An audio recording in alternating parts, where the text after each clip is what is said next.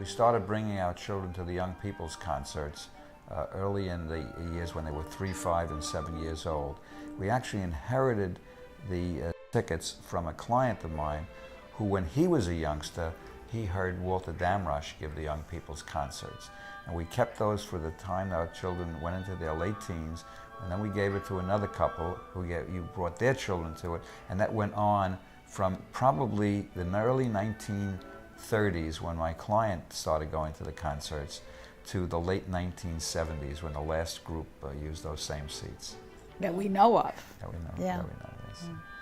It was so wonderful to have them get exposed to the stuff that I really, really loved, and to see them developing a more and more of a taste and a love for the same kind of music that I like. In fact, I remember being in the car with them and always having them be listening to music that I couldn't stand, the kind that makes you shake like this.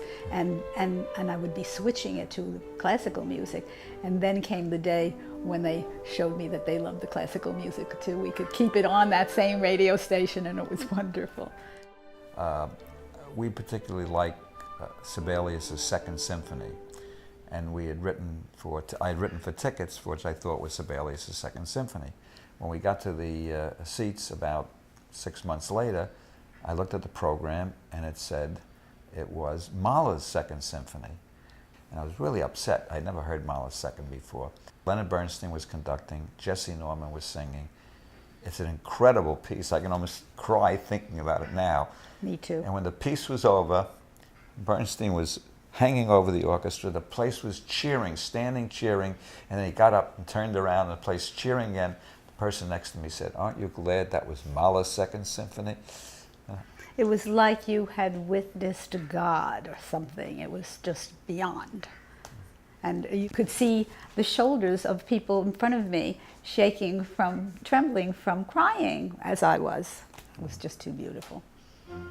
The Philharmonic is sort of part of our family now. We look at the orchestra and we know Philip Myers, knew Stanley Drucker, who's happened to have been my age and also lived up in my area in Brooklyn.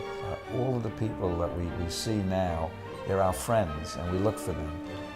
But we're part of the Philharmonic family even though we don't play instruments.